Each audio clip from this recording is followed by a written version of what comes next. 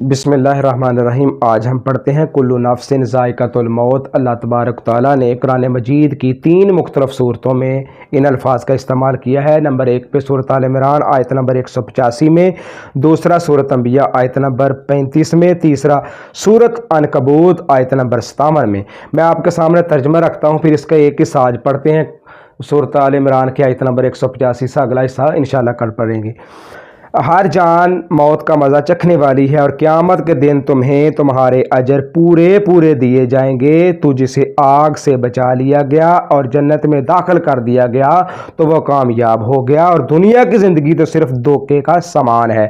سورۃ انبیاء میں اللہ تعالیٰ ارشاد فرماتے ہیں، کل نفس ذائقۃ الموت ونبلوکم بالشر والخیر فتنہ والینا ترجعون۔ ہر جان کو موت کا مزہ چکھنا ہے، اور ہم تمہاری آزمائش کرتے ہیں برائی اور بلائی سے جانچنے کو، اور ہماری ہی طرف تمہیں لوٹ کر آنا ہے۔ یعنی کہ اچھے اور برے حالات میں بھی انسان کا امتحان لیا جاتا ہے۔ کبھی نعمتیں دے کر، کبھی نعمتیں چھین کر بھی انسان کا امتحان لیا جاتا ہے، اور پھر فرمایا جاتا ہے امتحان لینے کے بعد، آزمائشوں کے بعد، کہ آپ نے ہماری طرف ہی لوٹ کر آنا ہے۔ سورۃ عنکبوت آیت نمبر 57 میں اللہ تعالیٰ ارشاد فرماتے ہیں، کل نفس ذائقۃ الموت ثم الینا ترجعون۔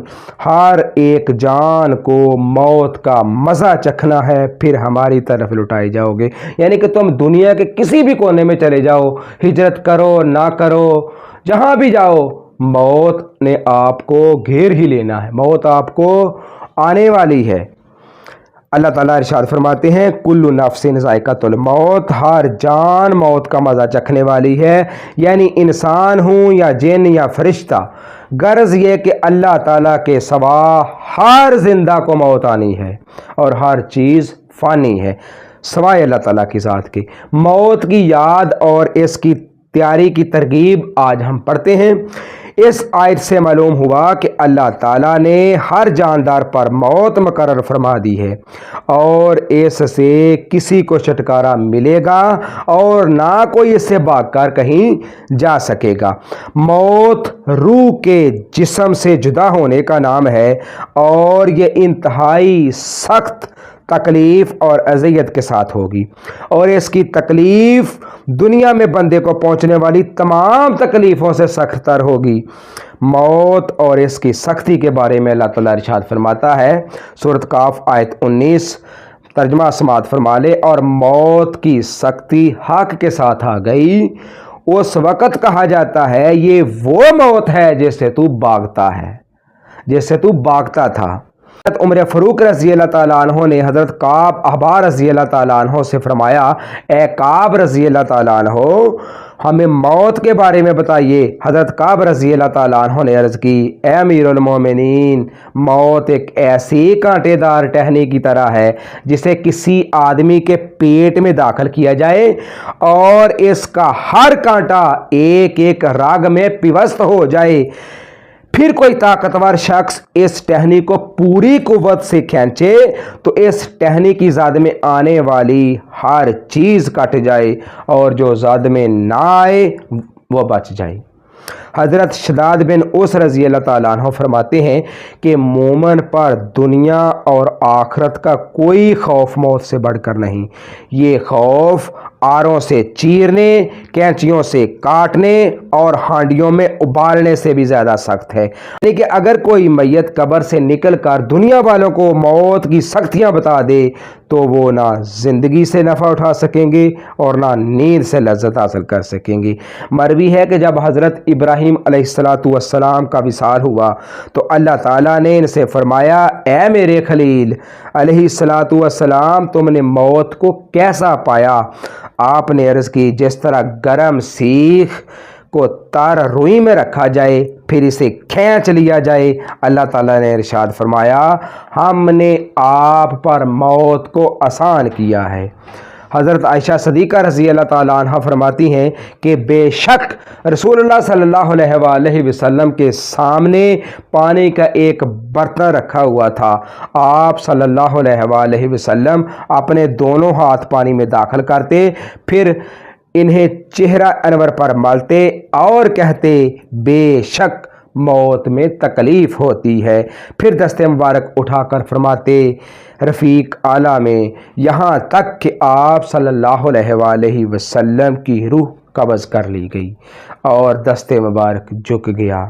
حضرت عبداللہ بن عمر رضی اللہ تعالیٰ عنہ سے روایت ہے کہ حضرت عائشہ صدیقہ رضی اللہ تعالیٰ عنہ نے فرمایا میں نے حضور پر نور صلی اللہ علیہ وآلہ وسلم کے وصال کے وقت جو سختی دیکھی اس کے بعد مجھے کسی کی آسان موت پر رشک نہیں ہے۔ حضرت عمر بن عاص رضی اللہ تعالیٰ عنہ کی وفات کا وقت قریب آیا تو ان کے بیٹے نے ان سے کہا اے ابا جان آپ کہا کرتے تھے کہ کوئی عقل مند انسان مجھے نزاع کے عالم میں مل جائے تو میں اس سے موت کے حالات دریافت کروں، تو آپ سے زیادہ عقل مند کون ہوگا؟ برائے مہربانی آپ ہی مجھے موت کے حالات بتا دیجئے۔ آپ رضی اللہ تعالیٰ عنہ نے فرمایا اے بیٹے خدا کی قسم ایسا معلوم ہوتا ہے کہ میرے دونوں پہلو ایک تخت پر ہیں اور میں سوئی کے نکے کے برابر سوراخ سے سانس لے رہا ہوں اور ایک کانٹے دار شاخ میرے قدموں کی طرف سے سر کی جانب کھینچی جا رہی ہے۔ ہمیں غور کرنا چاہیے کہ ہم تو سر تا پاؤں گناہوں میں ڈوبے ہوئے ہیں اور ہمارے اوپر موت کی سختیوں کے علاوہ نہ جانے کتنی مصیبتیں آئیں گی۔ اس لیے عقل مندی کا تقاضا یہی ہے کہ موت کو کثرت سے یاد کیا جائے اور دنیا میں رہ کر موت اور اس کے بعد کی تیاری کی جائے۔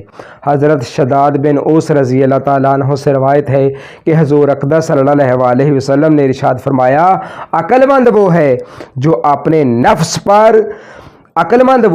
اپنے نفس کو اپنا فرما بردار بنا لے اور موت کے بعد کے لیے عمل کرے، اور عاجز وہ شخص ہے جو اپنی خواہشات پر چلتا ہو اور اللہ تعالیٰ کی رحمت کی امید بھی کرتا ہو۔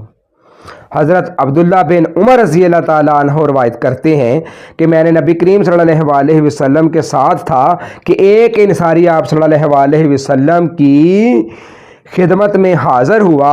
آپ صلی اللہ علیہ وسلم کو سلام کیا اور عرض کی یا رسول اللہ صلی اللہ علیہ وسلم کون سا مومن افضل ہے؟ ارشاد فرمایا جس کے اخلاق عمدہ ہوں۔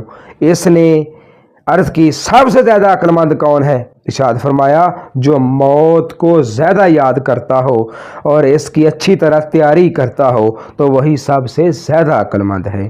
حضرت عبداللہ بن عمر رضی اللہ تعالیٰ عنہ فرماتے ہیں کہ میں نبی کریم صلی اللہ علیہ وآلہ وسلم کی بارگاہ میں حاضر ہوا اور میں وہاں موجود افراد میں سے 10واں تھا۔ اسی دوران ایک انصاری شخص آئے اور عرض کی یا رسول اللہ صلی اللہ علیہ وسلم لوگوں میں سب سے زیادہ عقل مند اور محتاط کون ہے؟ نبی کریم صلی اللہ علیہ وآلہ وسلم نے ارشاد فرمایا وہ لوگ جو موت آنے سے پہلے اسے یاد کرتے ہو اور اس کے لیے زیادہ تیاری کرتے ہیں وہی عقل مند ہیں۔ مفتی امجد علی اعظمی رحمۃ اللہ علیہ موت کی یاد اور اس کے بعد کی تیاری کی ترغیب دیتے ہوئے فرماتے ہیں جب اس دارے فنا سے ایک نہ ایک دن کوچ کر ہی جانا ہے تو عقل مند انسان کو چاہیے کہ وہاں کی تیاری کرے جہاں ہمیشہ رہنا ہے۔ تاجدار انبیاء صلی اللہ علیہ وآلہ وسلم نے حضرت عبداللہ بن عمر رضی اللہ تعالیٰ عنہ سے فرمایا دنیا میں ایسے رہو جیسے مسافر بلکہ راہ چلتا تو مسافر جس طرح ایک اجنبی شخص ہوتا ہے اور راہ کی راستے کے کھیل تماشوں میں نہیں لگتا کہ منزل مقصود تک پہنچنے میں ناکامی ہوگی، اسی طرح مسلمان کو چاہیے کہ دنیا اور اس کی رنگینیوں میں نہ پھنسے اور نہ ایسے تعلقات پیدا کرے کہ مقصود اصلی حاصل کرنے میں آڑے آئے اور موت کو کثرت سے یاد کر کے دنیا اور اس کی لذتوں میں مشغول ہونے سے روکے گی۔ حدیث میں ہے کہ لذتوں کو توڑ دینے والی موت کو کثرت سے یاد کرو۔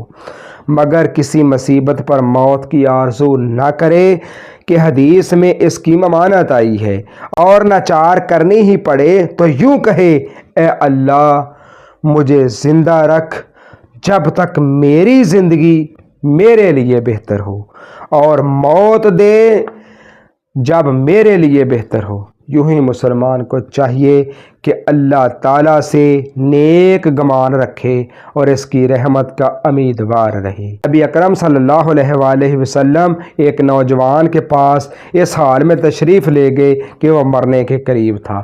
ارشاد فرمایا تو اپنے آپ کو کس حال میں پاتا ہے؟ عرض کی یا رسول اللہ صلی اللہ علیہ وآلہ وسلم اللہ تعالیٰ سے امید ہے اور اپنے گناہوں سے ڈر۔ ارشاد فرمایا یہ دونوں خوف اور امید اس موقع پر جس بندے کے دل میں ہوں گے اللہ اسے وہ دے گا جس کی امید رکھتا ہو، اور اسے امن میں رکھے گا جس سے خوف کرتا ہے۔ یاد رکھیے روح قبض ہونے کا وقت بہت ہی سخت وقت ہے کہ اسی پر سارے اعمال کا دار و مدار ہے، بلکہ ایمان کے اخروی نتائج اسی پر مرتب ہوں گے کہ اعتبار خاتمہ ہی کا ہے، اور شیطان لعین ایمان لینے کی فکر میں ہے۔ جس کو اللہ تعالیٰ اس کے مکر و فریب سے بچائے اور ایمان پر خاتمہ نصیب فرمائے وہی مراد کو پہنچا۔ اللہ تعالیٰ سے دعا ہے کہ اپنے پیارے حبیب صلی اللہ علیہ وآلہ وسلم کے طفیل ہم سب کا خاتمہ اچھا فرمائے اور ہم پر موت کی سختیاں آسان فرمائے۔